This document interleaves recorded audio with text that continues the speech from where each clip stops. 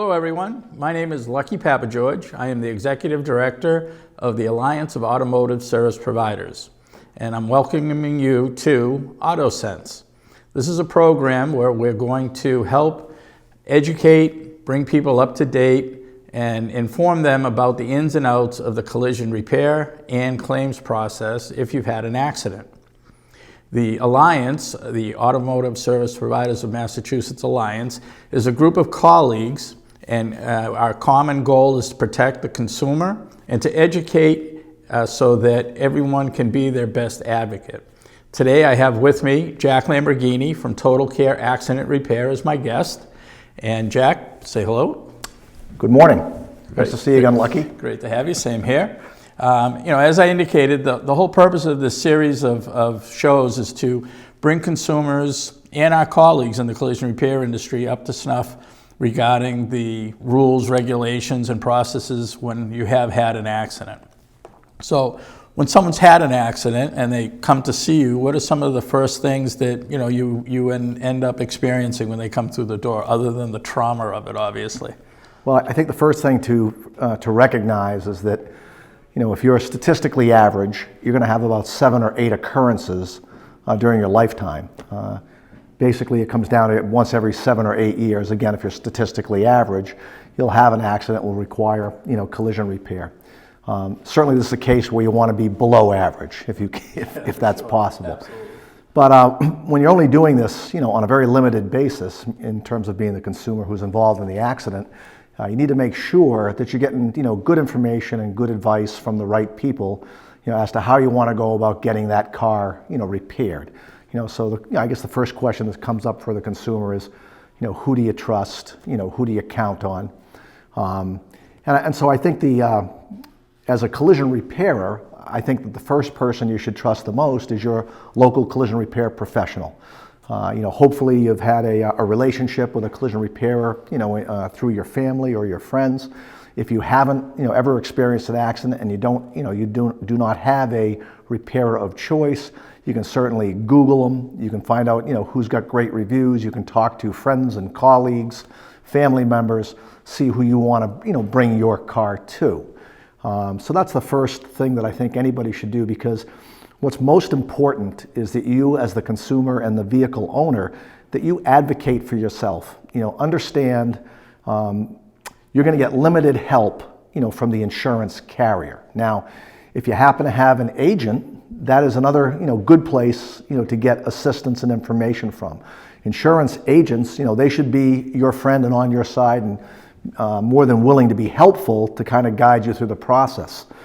One of the concerns I have for a lot of consumers is when you go shopping for, insurance, for auto insurance, we're inundated every day with, TV commercials, you're in good hands, like a good neighbor, libbity bibbity, all of those wonderful commercials that we see on TV.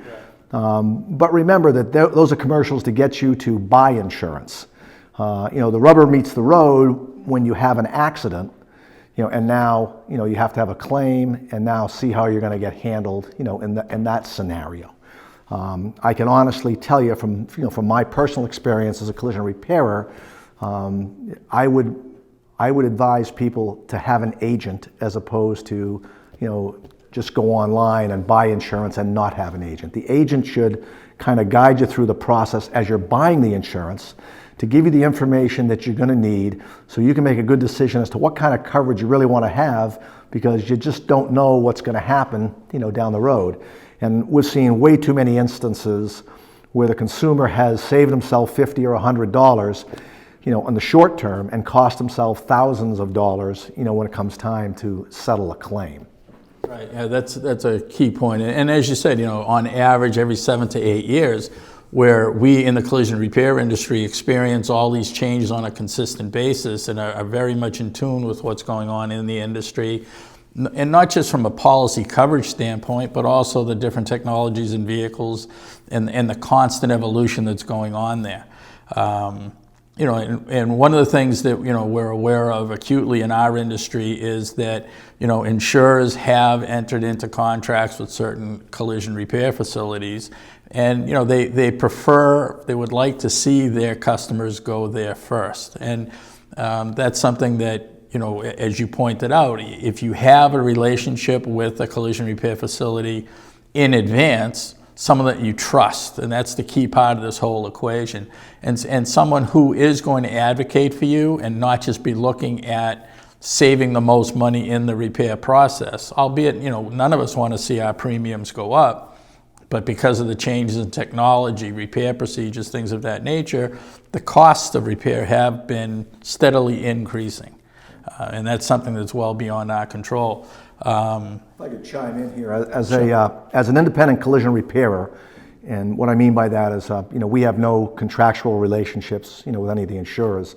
I've seen a lot of those contracts that some insurance carriers will have with certain body shops, and they those do not in any shape, manner, or form help the consumer. The actual contract that the collision repair facility will sign with a given carrier, makes that collision repair facility beholden to that carrier, and that they, in essence, put the consumer, the vehicle owner, in a second position to what the wishes of the carrier are. So, if I could give some thought and some advice to the consumers out there, is that be cautious about going to a referral shop that a carrier has tried to direct you to, because they do have a contractual relationship with that body shop that might not be in your best interest.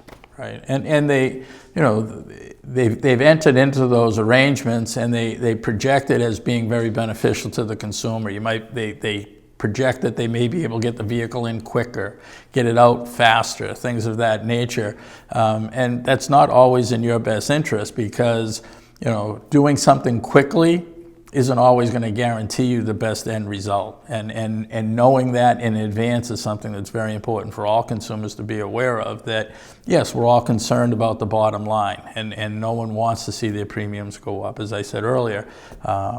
But you also don't want to be sacrificing quality. It is your safety. It's the safety of all those folks that you're sharing the road with your vehicle once it's been repaired.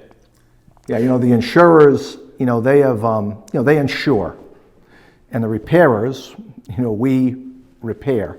And you mentioned something a little bit earlier in the conversation, that we see literally, in the course of a month, we may see hundreds of different claims, that go through our hands. And so we become very expert at the claims, handling the claim relative to the repair of your car, repairing it correctly, repairing it safely, and also making sure that we're advocating, for the vehicle owner. In the case of the independent repairer, people like myself, our obligation, and our only concern is the vehicle owner. We're glad to work with, the insurance carriers, but our loyalty is to the vehicle owner, the person who owns that vehicle, and the person who's entrusted us, to do the right thing in terms of repairing that car correctly and safely. Right, and that's typically, as in any business, that's what gets you more customers down the road, is someone who is, through word of mouth, going to be, sending a friend or a family member to you should they have an accident. Some of the things questions that we see a lot of times come to us through our website, and AASP has a website, AASP-MA.org, and on there, if you are a consumer and you have any type of a question regarding the claims process or a repair, our website also has a list of member shops that you can look to for people who are educated in the process, that can help you advocate for yourself and use the association as a resource for answering questions and things of that nature. The issue that a lot of folks don't understand is that, we talked about there's referral shops and non or independent shops. There's regulations that govern all of us, and it's the same regardless of where you take your vehicle for repair. There's standards of repair, there's time frames that have to be met, and you as an independent or any other shop out there that is a referral, we all have to live by that same time frame. So when an insurer tries to let you know that, oh, well, it'll go through here quicker if you go to one of our shops that we have an arrangement with, that's not necessarily the case. They shouldn't be treating shops any differently. We all have the same obligation to our consumers. But as you said, when there's a contract involved, instead of there being, a linear type of relationship between you and your customer, the insurer is kind of interjected themselves in there. And what types of issues do you face when something like that comes up?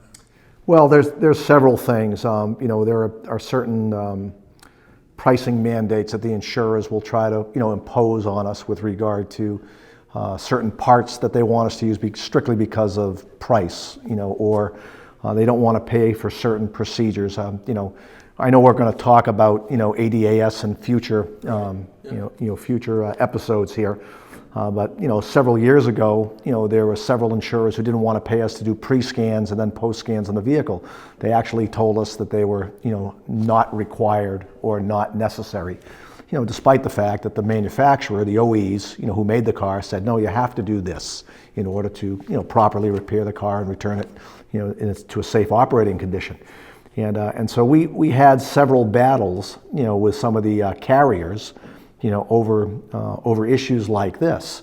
There are some other safety issues. So, for instance, we refuse to use reconditioned wheels. And many carriers will try to insist on, when a wheel is damaged, they'll try to put a reconditioned wheel on the car because it might save them $50 or $100. And we just won't do that because there's a safety issue involved. That reconditioned wheel, we have no idea what was done to that wheel to recondition it. Maybe it was as simple as just repainting it. That's possible. But it's also possible that it was bent and twisted and re-welded, and there's no way of knowing because there's no documentation. So our position, as is the position of many of the independent collision repair facilities, is that I'm not going to use that wheel because I'm not going to take that liability, and cause, potentially a harmful situation, both to the driver of that vehicle and his family, but also the other, people who are out on the road as well. And so that's some of the things that we will run into. And again, as a consumer, when you're dealing with an independent collision repair facility, you know that they're going to advocate for you, and your rights as a consumer. It's a great point. I know that when the issues of certain parts come into play, consumers are somewhat flabbergasted by what's being written on an estimate. They don't necessarily even understand the nomenclature that's there. And again, that's why it's important that when you do have a repair facility in mind, that you develop a relationship with them, and that they are able to explain to you clearly what it is that has been written on an estimate so that you fully understand what the ramifications are of the repair process that's been written by the insurer. And in many cases, some of that, we've alluded to aftermarket parts or reconditioned parts. Those parts are, quote unquote, mandated to be considered after a vehicle reaches a certain number of years of age or mileage. But it also indicates in the language, unless the condition warrants otherwise. And unless you understand what the policy language is saying and the regulations, you may feel that you have no option but to accept what the insurance company has written. And if the repair shop is truly an advocate for their customer, they will know OEM procedures, they will understand requirements and regulations that govern the repair of that vehicle and how to explain that to a customer and help them to advocate in the process. Work with your collision repairer to do that and get you what you rightfully do. We've talked about it. It comes right down to a matter of trust in all cases. You have to be able to trust the repair shop that you've chosen. I think it's important, again, and this is, I can't stress this enough, to all the consumers out there who are listening, is that you have to do a little research, and go find a repairer that you are going to trust, because that person should be able to walk you through the whole process, explain everything about the repair on that vehicle, up front, so you understand and are comfortable with what's going on with the vehicle. And some of it, may be contradictory to what the insurance carrier has told you. And again, we are the repairers, who are qualified to repair the vehicle, as opposed to the insurers who are qualified to insure the vehicle. Right. we've chosen our lot in life, so to speak. We are, and we do, as collision repairers, we take on a huge liability, and we are the experts in the repair side of the process. And the case that took place down in Texas many years ago, as far as an insurance company telling a body shop how it is that they should have repaired a vehicle, how to repair a vehicle, almost setting aside the recommendations and the requirements of the OE. The repair shop did it, and the accident that occurred afterwards could have been more catastrophic than it was, and there was a huge lawsuit that came out of that was settled in favor of the owner of the vehicle, and primarily the lion's share of it, in the millions of dollars, went against the collision repair facility, because we are the experts. We are the ones that know how to fix the vehicle. We know where to get the information to do it properly, and it's incumbent upon us to follow that information. The insurer, again, in that equation, is to pay for those proper repairs to restore the vehicle to pre-accident condition. And I alluded to the insurance policy. It's something that everyone should be aware of. They should be familiar with. It's something that changes periodically. I mean, we saw a change back in 2016 that changed the way insurers can pay certain repair facilities and how they feel that all they owe in the repair process. And if you're not aware of that as the consumer, you're going to take what the insurance company says to you as being gospel if you don't understand the language and the terminology. We alluded to things like ADAS, earlier. And those are things that we will be covering in future shows. We'll get into the nuts and bolts and the nitty gritty of the actual repair process. But, vehicles today have more code in them as far as computers and how they operate than the rocket ship that went to the moon. And people just don't understand that. This is not the industry that I came into back in the late 80s, early 90s, where guys were body men, and all we did was, we slapped mud on the side of a panel to straighten out the dent, filled it in, painted it, and sent it down the road. Nowadays, the vehicles, you take a door apart to replace a mirror. Mirrors are now part of all the safety features of that vehicle, lane departure, things of that nature. And the information is constantly changing. You could use one procedure today to fix a vehicle, and even as early as tomorrow, the manufacturer has come out with a different set of criteria. You're covered as the repair because you did it, and you have proof that you did it on this day based on that information. But the next day, it could be totally different. And no question, that it's become very complex. This is my 45th year in the industry, and it's certainly, it's very different from what it was 45 years ago. It's very different from what it was even 5 or 6 years ago. You mentioned a mirror. Yeah, we recently replaced a mirror in a customer's car. It was just a mirror that he backed out of his garage and misjudged the side and tore the mirror off the car. There was no other damage. By the time all was said and done, it was a $2,800 repair because the mirror itself was like $2,100, and there was $700 worth of labor to not only to install the mirror, but also to do all the diagnostic work and then the calibration work, because that mirror had technology in it that was part of the ADAS system, the system that's going to, all the lane change assist and surround view and everything else. So, yeah, you can't look at today if you haven't had an accident in 7, 8, or 10 years, or maybe even 15 years. What you experienced previously is going to be way different than what you're going to experience today. And again, this goes right back to find a collision repair facility who is not only licensed, but truly has worked to get credentials and training and technology and equipment to repair these modern vehicles. And again, the carriers don't always recognize at this point what it takes to run a professional collision repair facility that will do all the right things to ensure both the safety of you and your family. So I would also like to point out too, I said this in my initial comment about the online providers of insurance. It's a little bit scary because, again, you don't have an agent.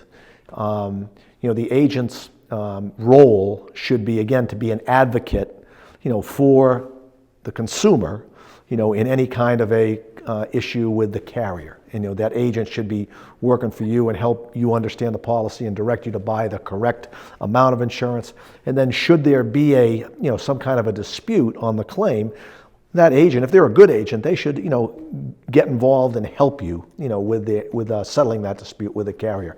And I've been very fortunate over the years to really meet some terrific agents as well.